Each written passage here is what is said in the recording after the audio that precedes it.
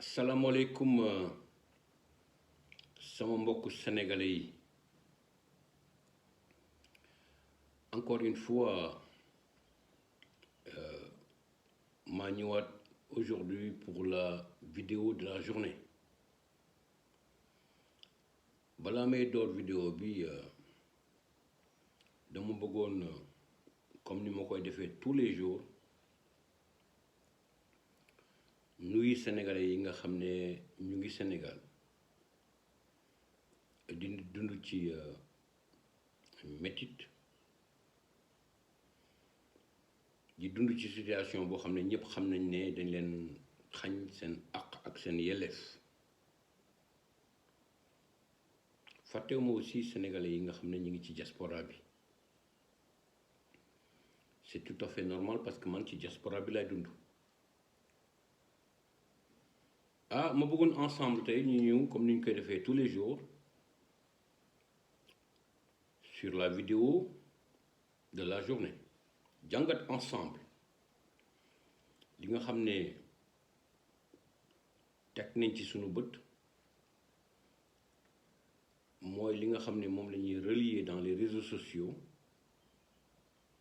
li nga xam ne moo xew ci fil d'actualité bi rawatina li nga xam ne la presse écrite au Sénégal taataan nañ ko dama jàpp nag ne bépp sénégalais war na ci mën a def jàngat ba jële ci njëriñ tey nag sur la vidéo de la journée li nga xam ne gën nañ ko ci ràññee mooy li nga xam ne xew na à Lomé le président Ousmane Sonko nekk président Pastef ex-inspecteur des impôts et domaines def na ko ñu invité ko woon ci conférence boobu ci ndaje moom autant pour moi moo waroon ci dem ñi nga xam ne tey ñoo fi nekk muy l'empereur Sall le roi du Sénégal et de Fatick comme ni ma ko waxee tous les jours tey ci biir pexeem ak ci pexe ñi nga xam ne ñoom la àndal taxal ko tuumal ko ñu mettre ko sous contrôle judiciaire ba moom ci ndaje moomu nga xam ne waroon na fa demu fa gaa ma jàpp ne ñooñu nga xam ne tekkiwuñu dara empereur Sall jiite leen soo gisee toujours may wax ne ay nit lañ ñoo xam ne duñu gis ils ne voient pas plus loin que le bout de leur nez seen gis-gis yamul lu dul jam ñaajo waroon nañ xam ne tey am nañ jumtukaay yoo xam ne nit mën na wax sans mu déplacer wu. Je veux en grosso modo parler des nouvelles technologies de l'information et de la communication parce que man ci lay yëngatu tey loo bëgg a régler mën nga ko régler loo bëgg a def mën nga ko def loo bëgg jëf mën nga ko jëf te doo jóge ci sa kër. La preuve, nous avons des entreprises internationales qui sont installées partout dans le monde benn doomu aadama di ko diriger et en temps réel su bëggee wax ak employés yi su bëggee wax ak dirigeants yi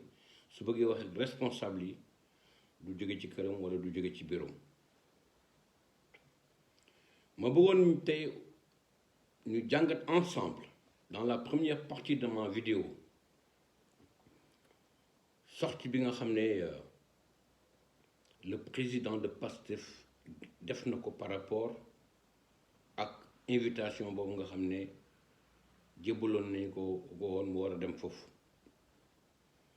ma jàpp ne man en ce qui me concerne et je précise cela n'engage que moi je suis en phase avec Ousmane Sonko soo leen déggee ma naan je suis en phase avec Ousmane Sonko am na ci côté am na ci wax yoo xam ne du ma ci dugg c'est trop technique te nag nañu jàpp ne Sénégal nekk na dëkk boo xam ne peut-être 5% d'élite bi mën nañ comprendre ci li nga xam ne moom doon na ko wax ci nasaraan mais am na ci ñoo xam ne il faudrait que l'on prenne le soin décortiquer leen ko ci en wolof pour ñu mën a comprendre en réalité li nga xam ne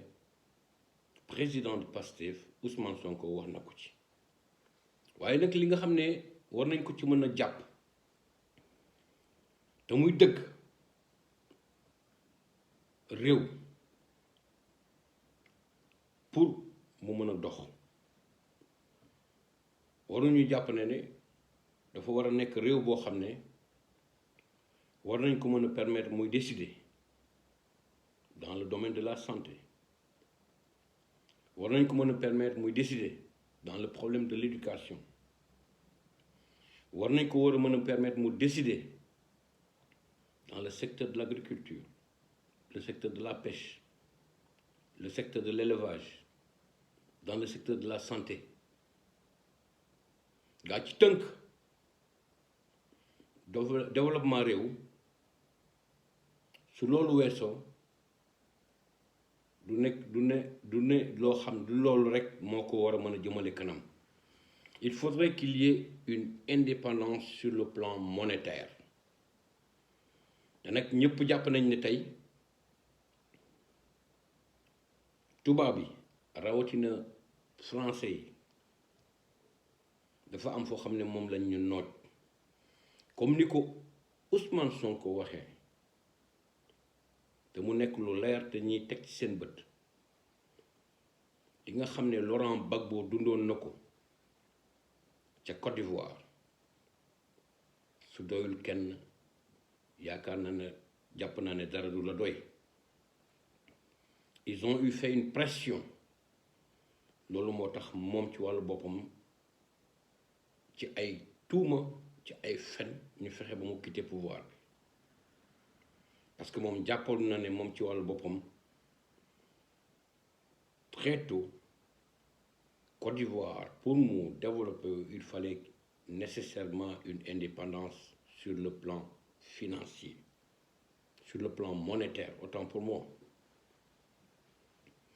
mu nekk moins de pression boo xam ne tey français yi ñu ngi koy utiliser pour notre Afrique ñu ngi ñuy wax CFA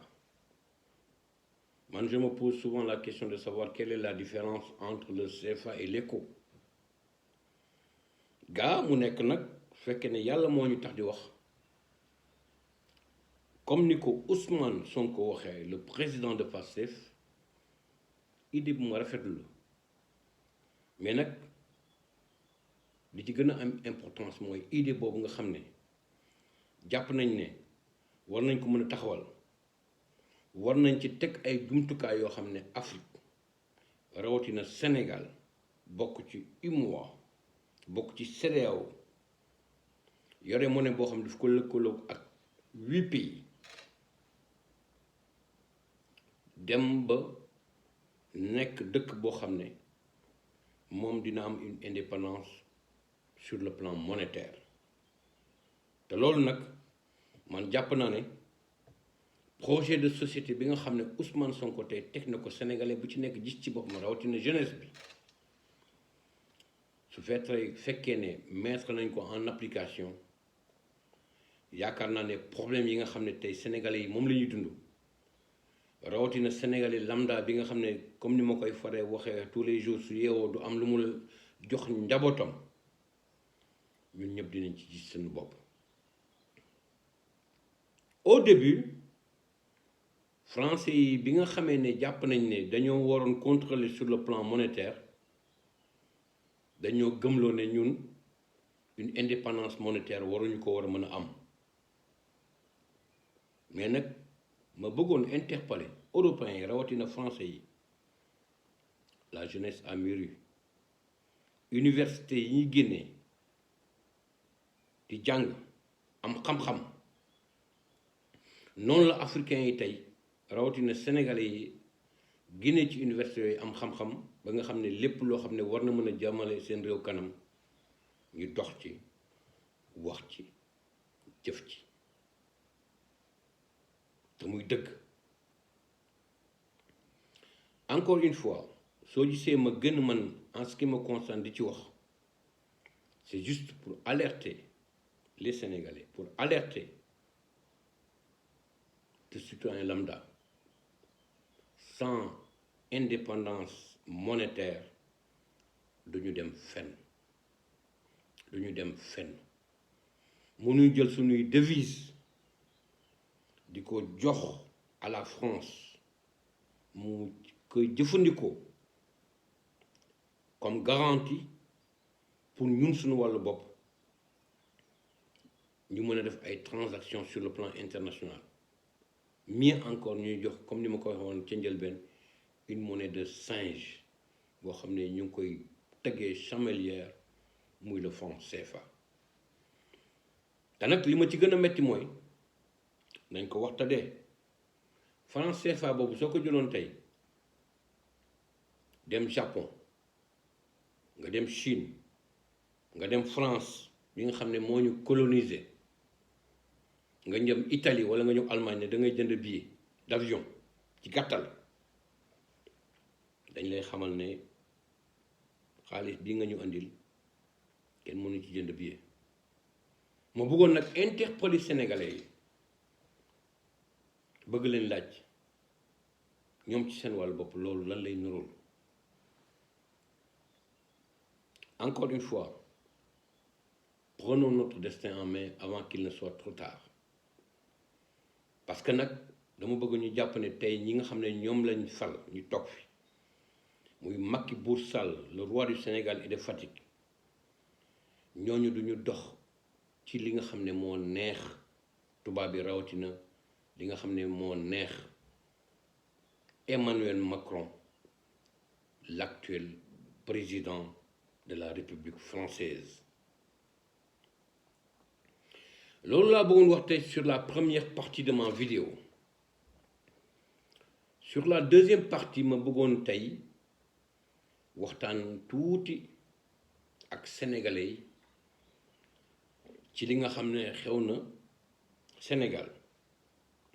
te nag duma jóg di ko wax dañuy wax naan lu ne fàng kenn du ko jeex te nekk mu nekk loo xam ne teg na ci seen suñu bët muy sortie bi nga xam ne M2D def na ko di wax ci problème yi nga xam ne amoon na fi ma rafetlu ko nag te nag ak nu mu mënti demee jàpp naa ne ñoom dañ ci war a wax dañ ci war a jëf dañ ci war a def. ma bëggoon leen xamal dans tout ça li gën a am ité pour que le peuple sénégalais soit éclairé li gën a am ité pour que sénégalais yi xam mbir mi ni mu demee mooy que l'on mette comme ni ñu ko waxee woon une commission indépendante boo xam ne société civile parti politique yi dañ ci lëkkaloo ak gouvernement bi autant pour moi dañ ciy lëkkaloo ñu tànn ay nit ñoo xam ne Sénégal moo leen ñor Sénégal moo leen intéressé ñu dox ci wax ci def ci ay enquête mbir mi foofu la nekk te nag ma jàpp ne loo xam ne lu war la parce que nag ñun dañoo jikkoo rawatina sénégalais nous ne conjuguons que le verbe parler mais verbe jëf dara. dégg naa ci biir mémorandum bi ñuy wax naan dañuy jaral na leen yóbbu mbir mi ba ci fi mbaxane nekkee benn ki nga xam ne moom ngeen di waxal moom faalewu leen lu ko neex lay def lu ko neex lay jëfee lu ko neex lay waxee. jël leen yeneen matukaay jël leen yeneen yoon pour régler problème bi. je pense que le problème réside sur ce fait dañuy waxante dëgg. ma bëggoon nag tey rapidement aussi wax ci problème mu récépissé parti yi Moi, j'estime qu'il y a une complicité notoire de la part du gouvernement sénégalais rawatina ci ñi fi jaar ñëpp nag ci temps wu Abdou Diouf ba ci temps wu Abdoulaye Wade ba ci temps wu Macky Sall des partis qui se réclament parti d'opposition créer seen parti def ay ñu jox leen récépissé te amuñu sax juróomi nit te lépp lu leen tax a jóg lu dul fen askan bi nax askan bi loolu moo fi war a jeex ma bëggoon Sénégalais yeewu ci. gis nga parti d'opposition yi dafa am loo xam ne moom moo leen lal ci wàllu yoon dañoo war a présenter un bilan annuel te nag sooy xool 100 et quelques partis ci benn dëkk boo xam ne ay wax ay tappale ay fànn ci la ñu nekk ne Sénégalais yi yeewu na Sénégalais yi yeewu xam ne ñooñ dañ leen di nax moo tax ñuy wax ay loué ay récépissé fii tey dafa toll foo xam ne tey lépp loo xam ne nit di nga koy jëf walla entité mu ngi koy doxal te méngawul ak yelleefu doomu aadama yi ñun dinañ génn wax ko ma koy rappeler encore une fois nous sommes les députés du peuple sans salaire ni pension ni voiture ñun askan bi moo ñu tax a jóg di askan bi dund ci métti moo ñu tax a jóg li nga xam ne moom la askan bi bëgg pour améliorer leurs conditions de vie moo ñu tax a jóg ma leen di sant di leen gërëm Alexandre Niang panafricaniste depuis Munich Allemagne jërëjëf